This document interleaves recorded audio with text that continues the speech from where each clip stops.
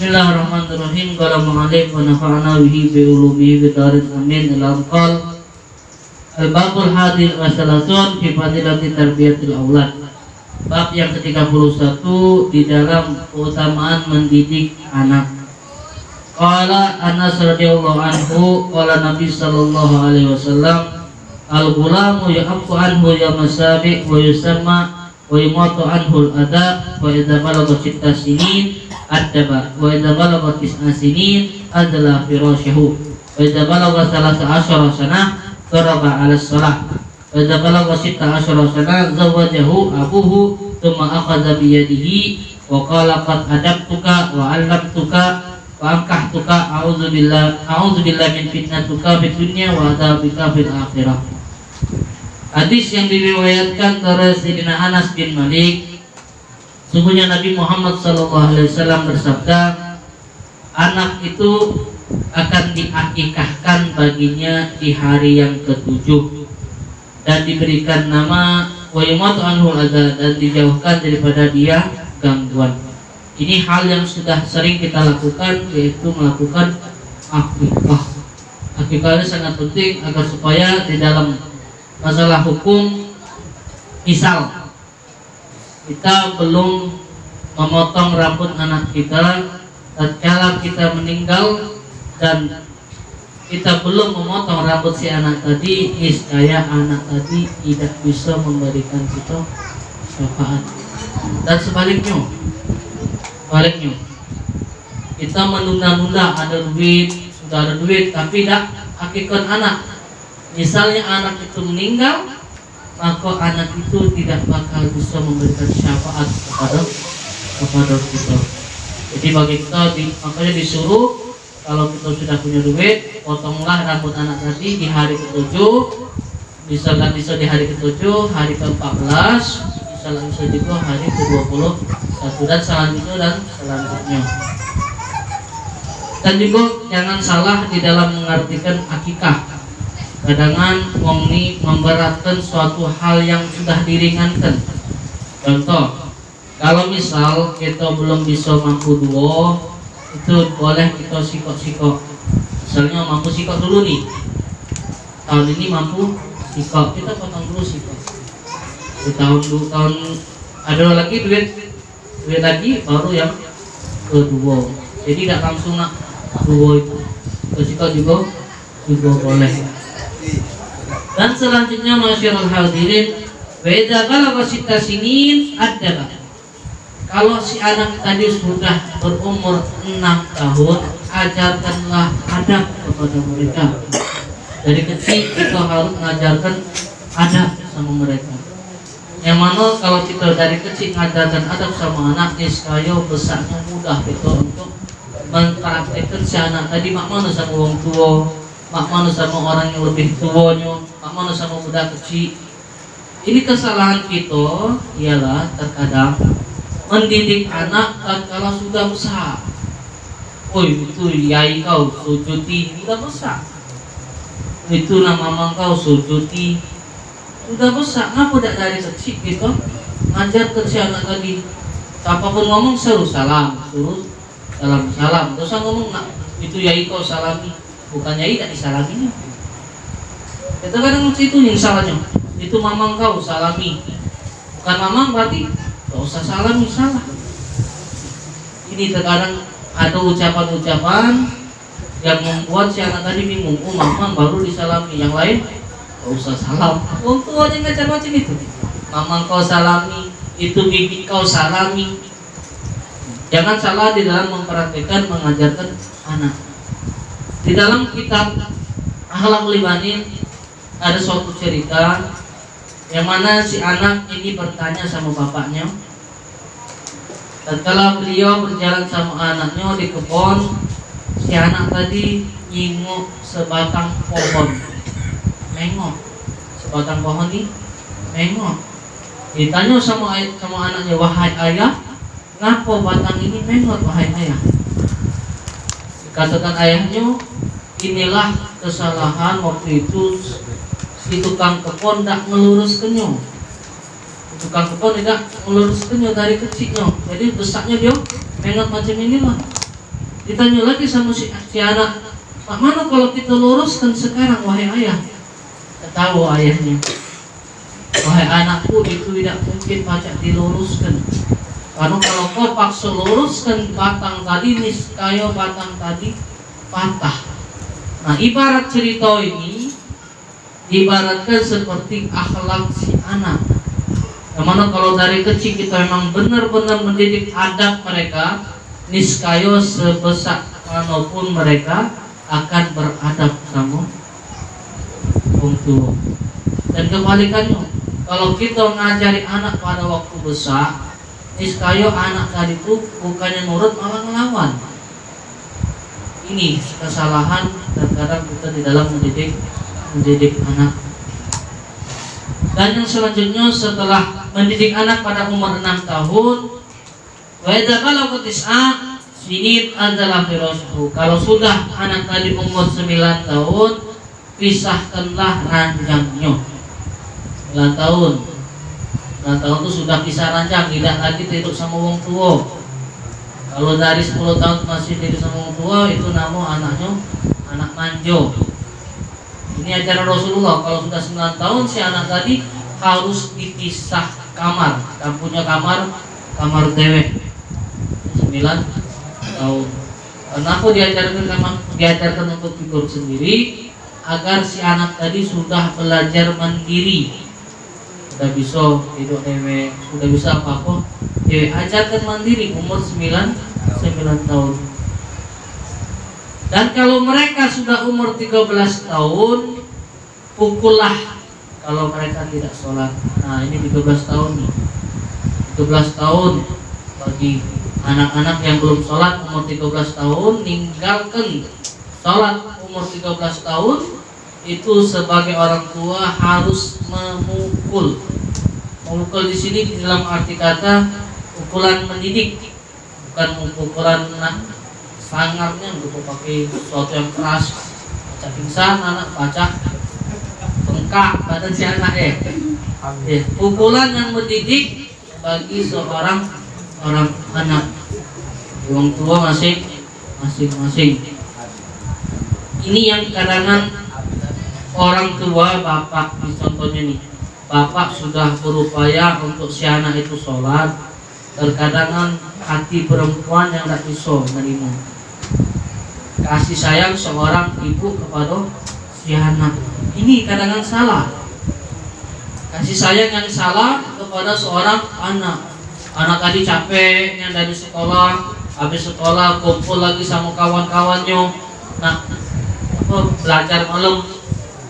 Belajar malam balik jam 10. Capean si anak tadi. Pas subuh dibangunin bapaknya. Wong yang belakang ngomong, "Wah ya, kesiannya anak kita baru balik jam 10, biar kelar dulu agak sholatnya."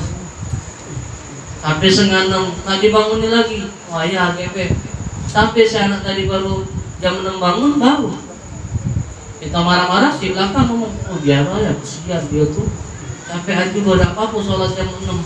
Nah, ini kasih sayang yang salah. Walaupun anak dalam keadaan apapun, biasakan mereka untuk sholat tepat waktu. Ini ajaran Rasulullah. Bahkan dikatakan ulama-ulama kita dulu, di setiap rumah mereka itu disiapkan seperti cambuk. Cambuk itu taruh di depan rumah. Gunanya apa? Itulah gunanya tadi, agar supaya mereka kalau anaknya tidak sholat sudah siap kena cambuk. Ini ajaran Rasulullah SAW, mendidik anak agar supaya mereka senantiasa untuk melakukan sholat. Dikit-dikit, oke, gobok sedikit, mulai diadukan ngajari sholat. Kita yang kena, kita orang tua kita yang kena. Wah ya, aku kasarnya dulu sholatnya nak gebuk-gebukan. Bukan salah orang tua, tapi salah si anak. Ini ajaran Rasulullah yang pasti tidak diragukan lagi, berhasil untuk kita masing-masing. Bahkan ada di dalam hadis lain, pukullah anakmu kalau mereka sudah umur 10 tahun. Kalau di sini umur 13, di hadis lain mengatakan pukullah anakmu kalau mereka umur 10 tahun. Bayangkan ajaran Rasulullah SAW di dalam mendidik anak. Dan tatkala mereka umur 16 tahun, nikahkanlah mereka. Jangan kayak gini ya. Tapi cuma sekedar pengetahuan baik. Ini di zaman Rasulullah SAW umur 16 tahun sudah boleh nikah. Tapi kalau kita pemerintahan umur berapa? Oh, 21 baru boleh nikah ya. Kalau umur 20. Tapi di dalam hadis ini umur 16 tahun nikahkanlah si anak, dan si bapak berkata kepada anaknya, dan kalau dia menikah, diambil tangan si anak, digenggam tangan si anak, dan mengucapkan kepada si anak, "Qad adabtuka, aku telah mengajarkan engkau, wa alamtuka, dan aku telah mendidik adabmu, wa angkahtuka, dan aku telah menikahkanmu, a'udzubillahi min fitnatuka, aku meminta perlindungan kepada Allah dari fitnahmu di dunia dan azab di akhirat." Jadi pembahasan di sini ialah tatkala anak sudah nikah, itu urusan wong tua sudah selesai. Ya makanya tatkala nikah tadi di tangan anaknya dikatakan selesai, aku sudah mengajarkan engkau, sudah mendidik adabmu, aku sudah menikahkan engkau. Sekarang aku minta perlindungan dari Allah, fitnah engkau di dunia dan azab di akhirat. Kenapa seperti itu? Karena kalau kita tidak mengajarkan adab, tidak mengajarkan ilmu sama mereka, niscaya di hari akhirat anak kita menjadi fitnah untuk kita, dan juga azab untuk kita di akhirat. Ada satu cerita yang mungkin bisa menjadikan motivasi untuk kita, bahwasanya pernah suatu hari ada seorang bermimpi, seorang wali Allah bermimpi melihat seorang anak dan bapak. Seorang anak ini sudah dimasukkan atau digolongkan penghuni neraka, si anak tadi, dan si bapak tadi sudah digolongkan penghuni surga. Dan kalau waktu itu si anak di dalam neraka dan bapak di dalam pintu surga, itu si anak melihat. Si anak melihat dan berkata kepada malaikat, "Wahai malaikat, siapa itu? Wahai malaikat, siapa itu? Kayaknya aku kenal, wahai malaikat. Kayaknya aku kenal." Pasti dekati ngomong, "Wahai malaikat, itu bapak aku. Aku tidak ridho dia masuk surga, wahai malaikat." "Kenapa kau tak ridho? Bapakmu sudah wong yang soleh, bapakmu itu sholat, bapak itu zakat, puasa dan lain sebagainya. Kalau kau tidak, kenapa kau tak ridho?" Diadukan sana si anak tadi. "Iya, memang bapak aku nih wong yang soleh, tapi sebab gara-gara dia tak pernah ngajak aku sholat, tak pernah merintahkan aku puasa dan lain sebagainya, makanya aku jadi macam ini. Na'udzubillah." Jadi orang minta apa? Aku tidak ridho dia masuk surga. Jadi bahayanya si anak ini bisa menjadi sebab kita masuk surga dan bisa menjadi sebab kita masuk neraka. Inilah ketakutan kita sebagai wong tua. Maka mulailah dari sekarang kita mendidik anak-anak kita, apa yang sudah disebutkan tadi. Pertama, ajarkan mereka 6 tahun dengan adab, dan umur 13 tahun ajarkan mereka untuk sholat. Jadi umur 6 tahun ini ajarkan mereka adab dan mengenal Allah, mengenal Nabi, dan mengenal daripada Rasulullah SAW. Jadi umur 13 tahun ini bukan waktu ngajar lagi. Umur 13 tahun ini bukan untuk kita ada rukun iman macam ini, rukun Islam macam ini, bukan. Tapi cuma kita waktu ngajarkan mereka sholat, suruh mereka sholat. Oke, umur 13 tahun baru rukun iman, ada ini rukun Islam, ada mah ini baru kenal. Nah, hati-hati. Hati-hati untuk macam ini, hati. Rukun sholat ada 17, umurnya baru 13 tahun baru kenal dengan rukun sholat. Na'udzubillah summa na'udzubillah. Dan juga ma'asyiral hadirin, kepentingan daripada mendidik anak dari kecilnya ialah apa yang disampaikan oleh Rasulullah SAW. Inna fil jannati darun yuqalu laha darul farah wa yadkhuluha ayyukrimu auladakum. Di dalam surga itu nanti ada istana atau rumah. Rumah ini dinamakan rumah kebahagiaan. Rumah kebahagiaan, rumah kegembiraan. Siapa yang memasukkannya? Memasukkannya ialah orang-orang yang membahagiakan anaknya. Orang-orang yang membahagiakan anaknya. Dalam hadis ini mengatakan anak itu dari umur setahun sampai umur 6 tahun itu bagaikan raja. Umur 1 tahun sampai umur 10 tahun itu bagaikan raja. Umur 10 tahun sampai umur 20 tahun itu bagaikan pelayan. Umur 25 sampai selanjutnya itu bagaikan sahabat. Kenapa dikatakan macam itu? Jadi umur 1 tahun sampai umur 10 tahun bahagiakanlah mereka. Disuruh untuk kita bahagiakan si anak tadi dengan suatu yang pas, jangan berlebihan. Kita sayang, boleh sayang terhadap anak, tapi sayang ini sayang yang pas, yang cukup untuk si anak. Jangan sampai dengan sayang kita yang berlebihan terhadap anak membuat si anak tadi ini manjo. Banyak kejadian ya. Si anak ini manjo dikit-dikit. Kalau dimarahi orang tuanya, kalau marahi bapaknya mulai deketi ibunya. Marahi bapaknya tentang sholat, mulai deketi ibunya. Ini.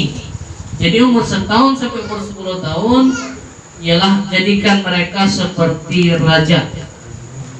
Umur 10 tahun sampai umur 20 tahun jadikanlah mereka ini seperti pelayan. Disuruh-suruh. Maksud arti disuruh-suruh untuk biar mereka itu berakhlak. Nah, tolong berikan ini, anak sholat, anak puasa.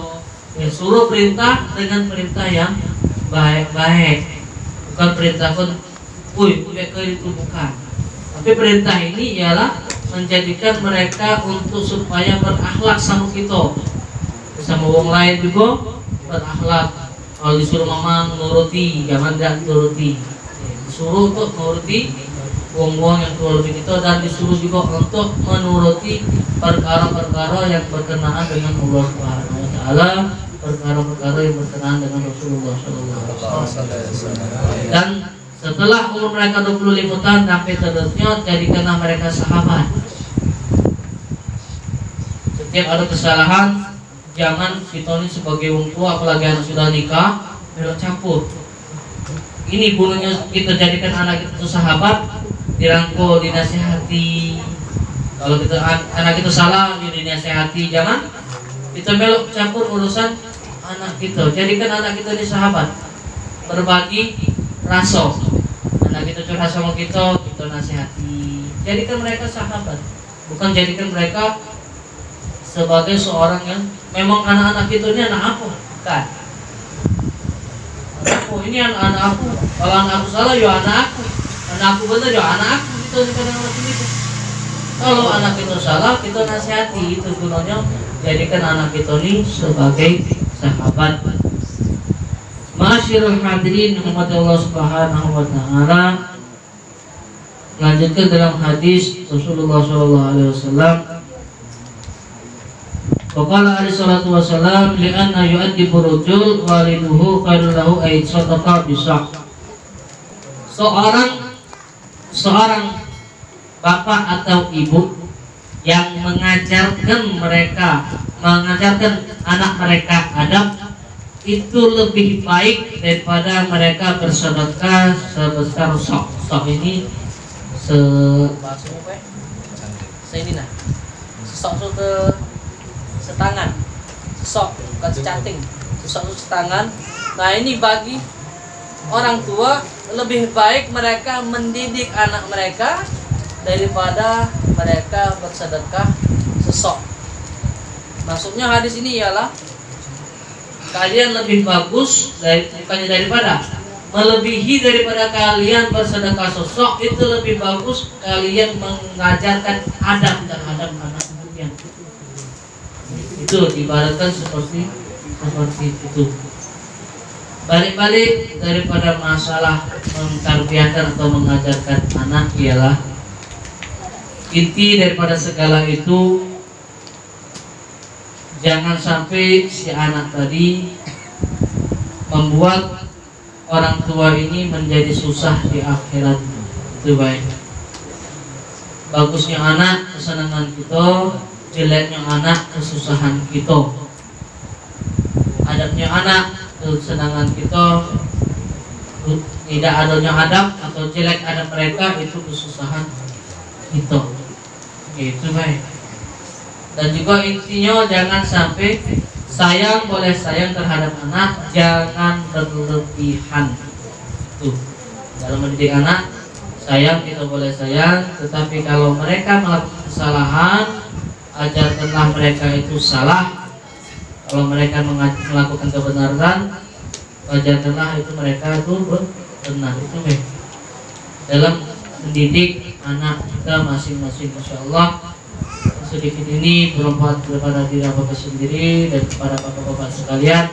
Kita berdoa kepada Allah Subhanahu Wa Taala agar supaya kelak anak-anak kita menjadi anak yang soleh, anak yang beradab, anak yang bisa menyenangkan hati kita, anak yang bisa membuat Rasulullah SAW senang, dan kita minta kepada Allah Subhanahu Wa Taala agar kelak anak kita bisa menjadi penyejuk hati Rasulullah SAW.